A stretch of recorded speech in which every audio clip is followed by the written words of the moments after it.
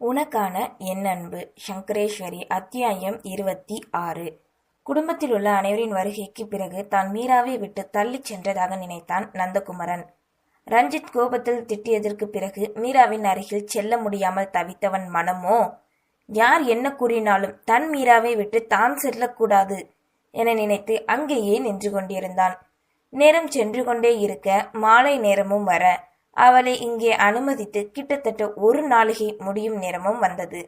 இதுவரை எதுவும் சொல்லாமல் இருக்கும் மருத்துவரை கண்டு எரிச்சலுற்றவன் பதட்டத்தோடே இருக்க, இதே நேரம் நேற்று அவள் கைப்பிடித்து சந்தோஷமாக ஊர் சுற்றியதை நினைத்தான் நந்தகுமரன்.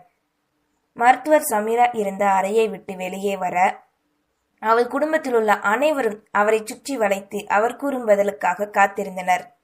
நந்துவோ தன் உயிரை கையில் பிடித்து வைத்துக் கொண்டு நிற்பதைப் போல் தவிப்போடு நிற்க, சாரி சார், உங்க பொண்ணுக்கு கான்சியஸ் வர வைக்க நாங்கள் எவ்வளவோ ட்ரை பண்ணோம், பட் எங்களால் முடியல. அவங்க சுயநலம் இழந்து கோமா ஸ்டேஜ்க்கு போயிட்டாங்க என கூறிய டாக்டர் செல்ல அப்படியே தரையில் சரிந்தான் நந்தகுமரன். மாமா என்றவாறு யுவா பிடிக்க முயல அதற்குள் கதறலோடு தரையில் சரியவே அங்கிருந்த அனைவரும் வேதனை கொண்டனர். அவனுக்கு ஆறுதல் கூறுவதா இல்லை தன் மகளின் நிலையை எண்ணி வருந்துவதா என தெரியாமலே தவித்தனர். சார், இங்க இத்தனை பேர் இருக்கக்கூடாது, 2 பேர் மட்டும் நைட் ஸ்டே பண்ணிக்கலாம் என்று பின்னே வந்த நர்ஸ் கூறிவிட்டு சென்றனர். அடுத்த நொடி கோபமாகவும் வேகமாகவும் எழுந்தவன் விழிகள் சிவக்க கொலவெறியுடன் தன் மீராவின் இந்த நிலைமைக்கு காரணமானவனின் சாவு இன்றே நிகழ வேண்டும் என நினைத்து வெளியே பாய்ந்து செல்ல ராஜன் காருடன் அவனுக்காக காத்திருந்தான். ராஜன், கார் அடுங்க, வீட்டுக்கு போகணும் என்று கர்ச்சிக்க அவன் பின்னே ஓடி வந்த யுவா அவன் கோபத்தை கண்டு மிரண்டான். ராஜன், நீங்க என்ன பண்ணுவீங்களோ எனக்கு தெரியாது. நான் மீராவோட இந்த நிலைமைக்கு காரணமானவன் போட்டோ எனக்கு இப்பவே வேணும். அவன் இந்த உலகத்துல இருக்கிற கடைசி நாள் இதுவா தான் இருக்கணும். கொலவெறியில் கத்தினான். சார், டிபார்ட்மெண்ட்ல சொல்லிட்டேன் சார், கொஞ்ச நேரத்துல கண்டுபிடிச்சிருவாங்க சார்.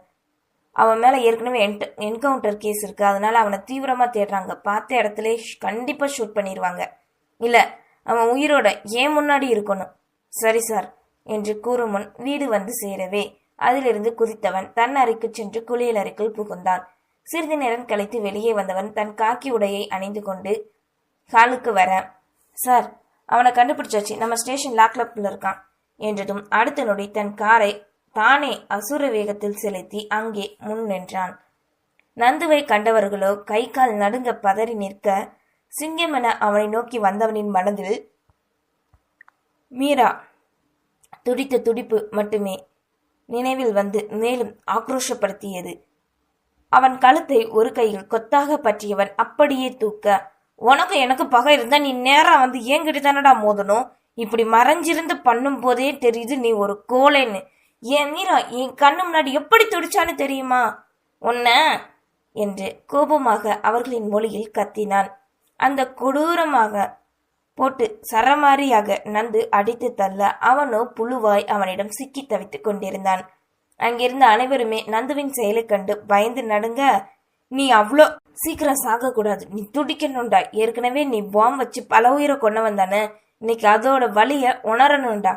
கோபத்தோடு உரிமையவன் அவன் உயிர் பிரியும் கடைசி நொடி வரை அடித்து துவம்சம் செய்ய அவனோ அவன் காலில் விழுந்து செய்த தவறுக்காக மன்னிப்பு வேண்டினான். மன்னிக்க நந்து என்ன தியாகியா அல்லவா? அவன் கண்ணுக்கு தெரிந்தது எல்லாம் மீரா துடித்த துடிப்பு மட்டுமே.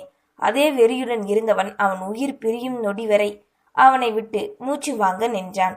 அதன் பின் வெளியே வந்து அங்கிருந்து இருக்கையில் அமர்ந்ததை கண்டவர்கள் மனமோ ஒரு உயிர் போகும் வரை அடித்துவிட்டு தன் தாகம் தீர்க்க எதிரில் இருந்த பாட்டிலில் தண்ணீர் முழுவதையும் கொடுத்ததை கண்டனர். எதிரில் இருந்த போலீஸை அழைக்க, சார் என்றவாறு அவன் முன் ஒரு எஸ்ஐ வந்து நின்றார். இவன் மேல ஏற்கனவே என்கவுண்டர் இருக்குல்ல, இவனை எங்கேயாவது கொண்டு போய் ஷூட் பண்ணிட்டு கேஸை முடிச்சிடுங்க, சப்மிட் பண்ணுங்க, அவன் பாடியை கிளியர் பண்ணுங்க முதல்ல என கூறியவாறு எல. அப்போதும் தன் கூறியதற்கு எதுவும் பதில் கூறாமல் தன் முன் அமைதியாக இருந்த போலீசாரை கண்டு புருவம் உயர்த்தி என்னவென்று வினவினான். சார், ஸ்டேஷன்ல வச்சு அவர் தயங்கி கூற வர, நான் பண்ணது தப்புன்னு சொல்ல வரீங்களா? 2 மாசத்துக்கு முன்னாடி நடந்த பாம்பு பிளாஸ்ட்ல எத்தனை உயிர் போனுச்சு, அது உங்களுக்கு ஞாபகம் இல்லையா? அன்னைக்கு அவன் பண்ண தப்புக்கு இன்னைக்கு தண்டனை கொடுத்தாச்சு, அனுபவிச்சாச்சு, போதுமா என்று பல்லை கடித்து கொண்டு கூறிவிட்டு ஸ்டேஷனை விட்டு புயல் வேகத்தில் வெளியேறினான் நந்தகுமரன். மழை பெய்து ஓய்ந்தது போல் அங்கிருந்த அனைவரும் ஒரு நொடி உணர்ந்தவர்கள் பின் அவரவர் வேலையை பார்க்கச் சென்றனர்.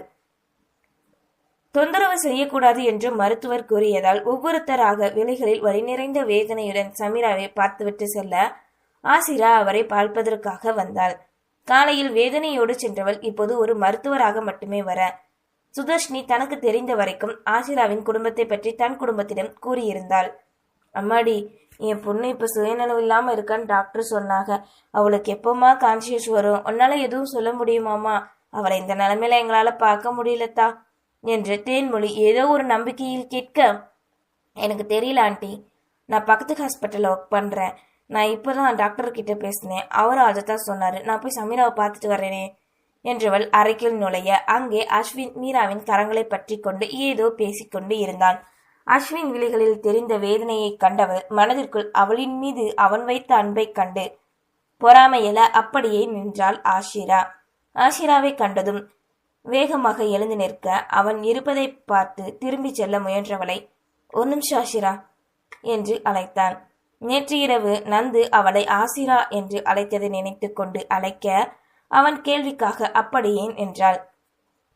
நீங்க அன்னைக்கு என் கூட தயங்கியவாறு அன்று அவள் தன்னிடம் ஹலோ என்று கூறியதை கேட்க வர அவனை நிமிர்ந்து ஒரு பார்வை பார்க்க அப்படியே அமைதியானான். இப்ப இவளோட பார்வையில இருக்கிற கோபம் எதுக்கு என்று அஸ்வின் யோசித்து கொண்டிருக்கும் போதே, நீங்க கொஞ்சம் வெளியே இருக்கீங்களா, நான் சமீரா எப்படி இருக்கான்னு செக் பண்ணணும் என அவனை நேராக பார்த்து கூறினாள் ஆஷிரா. சரி, நான் போறேன். அதுக்கு முன்னாடி சமீரா எப்படி இருக்கான்னு நான் தெரிஞ்சுக்கலாமா? அவன் சமீரா மேல் வைத்திருந்த தோழமை தெரியாமல் யுவா கூறியதை நினைத்து கொண்டிருந்தவள் மனதிற்குள் தவித்து அதை வெளிக்காட்டி கொள்ளாமல் மறைத்து எதுவும் சொல்லாமல் சமீராவின் அருகில் நெருங்கினான். அதை கண்டவன் அவளை தொந்தரவு செய்யாமல் வெளியே திரும்பிச் செல்ல அஸ்வின் சென்ற வழியை விழிகளில் வேதனையோடு கண்டாள் ஆஷிரா. முதல் முறையாக அவனது குரலை கைபேசியில் கேட்டு அந்த நொடியே தன் மனதிற்குள் புகுந்த அவனையும் அவன் குரலையும் விரும்ப ஆரம்பித்திருந்தாள். சமீரா நந்து இருவரும் விரும்புகிறார்கள். அஸ்வினுக்கும் சமீராவுக்கும் தோழமையை தவிர வேற எந்த சம்பந்தமும் இல்லை என்பதை இந்த நொடி வரை நினைக்க மறந்திருந்தாள்.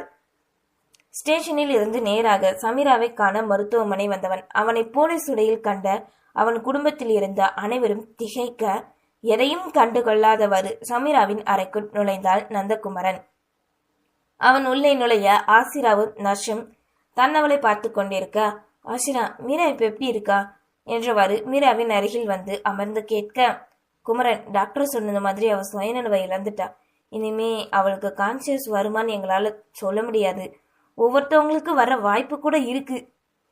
மீரா என் கூட இருந்தாலே எனக்கு போதும் ஆஷிரா. எனக்கு நம்பிக்கை இருக்கு. கண்டிப்பா என்னைக்காவது ஒரு நாள் அவளுக்கு சுயநினைவு வரும். எத்தனை வருஷமானால் நான் அவளுக்காக காத்திருப்பேன். இந்த ஜென்மத்துல மீரா மட்டும்தான் ஏன் பொண்டாட்டி என்று கூற அதே நேரம் அங்கே வந்த ரஞ்சித் விழிகளில் கண்ணீரோடு அதனை கேட்டுக்கொண்டு நின்றார். அதன் பின் நாட்கள் செல்ல யாருக்கும் சமீராவை விட்டு செல்ல மனமே இல்லாமல் பெற்றோர்கள் இருவரும் நந்துவின் வீட்டிற்கும் மருத்துவமனைக்கும் நடைபெற்றனர். இந்த சில நந்துவை பற்றி அவன் இத்தனை வருட காலம் வாழ்ந்த வாழ்க்கை, அவன் இப்போது செய்யும் பணி, தங்களுக்கே தெரியாது சமீரா வந்து சில நாட்கள் நந்துவுடன் தங்கியிருந்தது, இப்படி அனைத்தையும் தெரிந்து கொண்டனர். நந்தினி, தமிழரசு, சுதர்ஷினி இருவரும் தன் சொந்த ஊருக்கு சென்றிருக்க சமீராவின் குடும்பத்தார் அனைவரும் தன் வீட்டில் இருப்பதை மகிழ்ச்சி அளித்தாலும் ஊரில் அவர்களுக்கு என்று காத்திருக்கும் பணியை நினைத்தான் நந்தகுமரன். சமீரா அட்மிட் செய்து 20 நாளுகளுக்கு மேல் ஆகியிருக்கவே, என்னங்க டாக்டர் நம்ம பொண்ணை எப்போ டிஸ்சார்ஜ் பண்ணுவாங்க? நம்ம பொண்ணை நம்ம வீட்டிலே வச்சு பார்த்துக்கலாங்க என்று ஆராதனா அழுகையோடு சக்தியிடம் கூற, தெரியலம்மு, நான் மார்னிங் டாக்டர் கிட்ட பேசி அதுக்கான ஏற்பாடெல்லாம் பண்ண சொல்றேன். நம்ம பொண்ணு நம்ம பக்கத்திலே இருந்தாலே நமக்கு போதுமா? ஆராதனாவிடம் சக்தி கூற, அந்த வழியாக சென்ற நந்து இதை கேட்டு அப்படியே நின்றான். மறுநாள் விடிய சக்தி, ரஞ்சித் இருவரும் தன் மகளை அழைத்துச் செல்வது பற்றி மருத்துவரிடம் பேச, டாக்டர், நாங்க சமீராவை எங்க வீட்லயே வச்சுக்கலாம்னு நினைக்கிறோம். எத்தனை நாள் தான் எங்க பொண்ணு இங்க இருக்கணும்? சக்தி கேட்கவே, சரி சார், அவங்க கண்டிஷன் எப்படி இருக்குன்னு செக் பண்ணிக்கிறேன், அப்புறம் தான் எங்களால சொல்ல முடியும். நீங்க இருக்கிறது கிராமம், அங்க எப்படி உங்களை வச்சுக்க முடியும்? இல்லை டாக்டர், நாங்கள் என் பொண்ணை பெங்களூர் கூட்டிகிட்டு போகிறோம், அங்கே வச்சு பார்த்துக்குறோம். நீங்கள் அதுக்கு நாங்கள் என்ன பண்ணணும் மட்டும் சொல்லுங்கள். சரி, நீங்கள் அவங்க கூட இருக்க ஒரு நர்ஸ் ரெடி பண்ணிக்கோங்க, ஹோம் மேடா. நான் அவங்களுக்கு தேவையானதையும் அவங்கள கூட்டிட்டு போக எங்க மருத்துவமனையிலிருந்தே ஏற்பாடு பண்றோம். அதன் பின் வேலைகள் அனைத்தும் வேகமாக நடைபெற சமீராவை அழைத்து செல்ல தயாராக அனைவரும் இருந்தனர். அவள் இருக்கும் அறைக்குள் எப்போதும் போல் அவளை காண நுழைந்தான் நந்தகுமரன். அவன் எப்போதும் ஸ்டேஷன் செல்லும் முன் தினமும் சமீராவின் அருகிலே 1 மணி நேரமாவது இருந்துவிட்டு செல்வான் என்பதால் இப்போதும் அதற்குத்தான் வந்திருக்கிறான் என அனைவரும் நினைத்தனர். ஆனால் அவனோ நேற்று மீராவின் பெற்றோர் பேசியதை நினைத்து கொண்டு உள்ளே நுழைந்தவனோ அவர்களே எதிர்பார்க்காத நேரம் தன் சட்டை பையில் இருந்த திருமாங்கல்யத்தை எடுத்து சமீராவின் கழுத்தில் கட்டினான். நன்றி.